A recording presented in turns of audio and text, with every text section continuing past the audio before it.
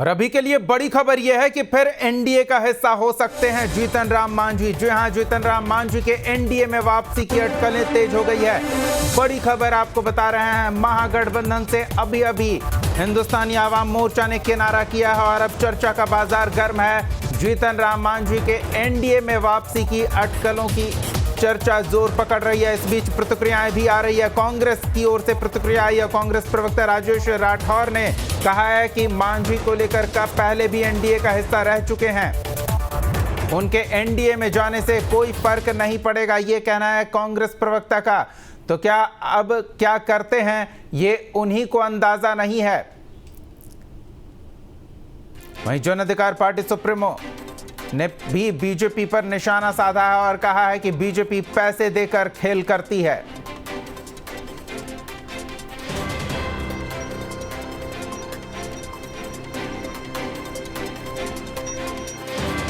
BJP कुनबा क्या बनना है? बीजेपी से बिहार में है क्या? भारत में कुनबा बढ़ा के देखे ना, सब साथी से छोड़ दिया। मांझी जी उनको छोड़ के ही तो हमारे पास आए थे, उनके प्रताड़ना से ही तो मेरे पास आए थे। तो मांझी जी का भी भारतीय जनता पार्टी में शोषण होगा। इससे पहले भी आपने देखा कि मुकेश सहनी उनके साथ है, उनके सभी के सभी एमएलए को हड़प लिया भारतीय जनता पार्टी ने।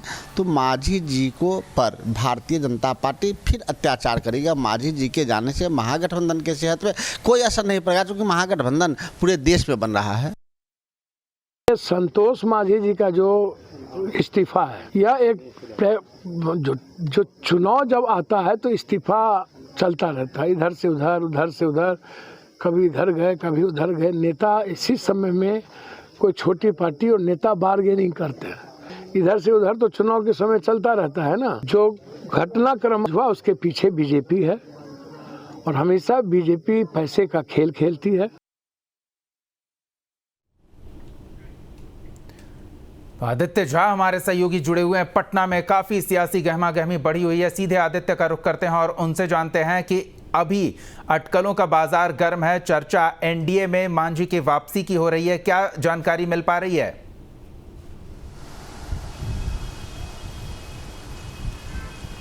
देखिए दीपक, जीतन राम मांझी जब से अमित शाह से मिले थे उसके बाद से ही कयास लगाए जा रहे थे कि एनडीए के साथ उनकी नज़दीकी बढ़ रही है। लेकिन जिस तरीके से नीतीश कुमार का भी वो गुणगान करने लगे बीच में कुछ दिन कि नीतीश कुमार का हम साथ कभी नहीं छोड़ेंगे, लेकिन पिछले एक हफ्ते से जीतन राम मांझी की राजनीतिक जो गतिविधि थी अचानक बढ़ गई थी। कई बार विजय चौधरी के साथ उनकी मुलाकात हुई, राज्यपाल के साथ उनकी मुलाकात हुई, तभी से लग गया था कि जीतन राम मांझी के मन में कुछ खिचड़ी पक रहा है और वो अब एनडीए के करीब जा सकते हैं। और कल जिस तरीके से आनंद फानन में संतोष सुमन ने मंत्री पद से इस्तीफा दिया और आरोप लगाया कि पार्टी का मर्जर चाहता था जदयू, कि जदयू में विलय हो जाए हम पार्टी का, जो पार्टी को मंजूर नहीं था। यही कारण है कि एनडीए महागठबंधन से अलग होने का उन्होंने फैसला लिया है। औपचारिक घोषणा जीतन राम मांझी की तरफ से या संतोष कुमार सुमन की तरफ से नहीं हुआ है कि वो महागठबंधन से अलग हो रहे हैं, लेकिन उससे पहले ही ललन सिंह ने, विजय चौधरी ने और तेजस्वी यादव ने कल ही शाम में कह दिया था कि अब उनका एनडीए महागठबंधन में कोई जगह नहीं है। तो अब यदि एनडीए महागठबंधन में उनकी जगह नहीं है तो उनके लिए एक ही जगह बचता है, वो है एनडीए। उनकी नज़दीकी लगातार बीजेपी के नेताओं के साथ बढ़ रही थी और जैसे आपको मालूम होगा कि जैसे ही संतोष सुमन ने इस्तीफा दिया था उसके बाद सब बीजेपी के जो विधायक हैं पवन जायसवाल, उनसे आवास पर गए थे, उनसे मुलाकात हुई है।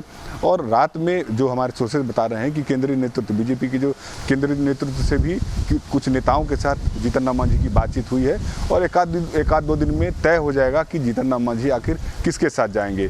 बीजेपी भी चाह रही है कि महागठबंधन के मुकाबले छोटी छोटी जो बिहार की जो तमाम राजनीतिक दल हो, चाहे उपेंद्र कुशवाहा हो, चिराग पासवान हो, पशुपत कुमार पारस हो और मुकेश सहनी हो और जीतन राम मांझी, इन तमाम छोटे छोटे दलों को एक साथ ला करके, जिस तरीके यही फॉर्मूला उत्तर प्रदेश में जब योगी पहली बार मुख्यमंत्री बने थे उस चुनाव में बीजेपी ने तमाम छोटी छोटी पार्टियों के साथ गठबंधन करके सरकार बनाने का काम किया था। तो बीजेपी फिर बिहार में वही फॉर्मूला लाना चाह रही है कि जो छोटे छोटे, जिनका छोटे छोटे जातियों में जनाधार है, उन तमाम राजनीतिक दलों को एक साथ ला करके बिल्कुल आदित्य, आपने इतनी महत्वपूर्ण बात की तो इस पर यह सवाल भी खड़ा होता है कि क्या महागठबंधन खेमा इस नुकसान को कम आंक रहा है?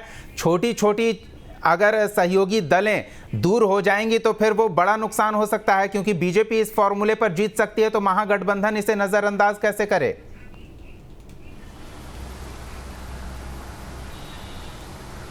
देखिए, महागठबंधन के नेताओं का यह कहना है कि जीतन राम मांझी के जाने से महागठबंधन की सेहत पर कोई असर नहीं पड़ेगा, लेकिन ये ऐसी बात है नहीं, क्योंकि जिस महागठबंधन की बात में ये नेता कह रहे हैं कि महागठबंधन पर कोई असर नहीं पड़ेगा, जब सीट शेयरिंग की बात होगी, जब 2024 को लेकर के सीट बंटवारे की बात होगी, तब देखिएगा कि कैसी स्थिति बनती है। क्योंकि हर राजनीतिक दल की ये अपेक्षाएं हैं कि किसी को 5 सीट चाहिए, किसी को 10 सीट चाहिए, लेकिन 40 ही सीट है बिहार में और इन 40 सीट में ही सबों को बांटना है। यही कारण है कि महागठबंधन के नेता भी परेशान है कि आगे की रणनीति कैसे की जाए, कैसे सीट शेयरिंग किया जाए, किस फॉर्मूले पर इन दलों को सीट बांटा जाए। बीजेपी के साथ वो नहीं है। बीजेपी बहुत बड़ी पार्टी है और उनके गठबंधन में यदि चिराग पासवान छोड़ दें तो जो भी नेता गए हैं उनका बहुत कम क्षेत्रों में प्रभाव है, तो उनको बहुत कम सीट देकर भी बीजेपी बना सकती है।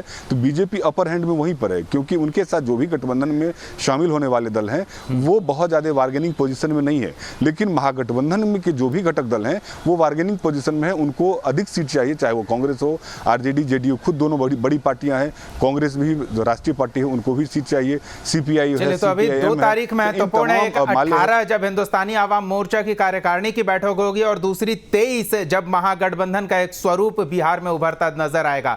लेकिन क्या उस स्वरूप में मांझी की मौजूदगी होगी, ये बड़ा सवाल है। आदित्य, इन तमाम बातचीत और जानकारी के लिए बहुत बहुत धन्यवाद।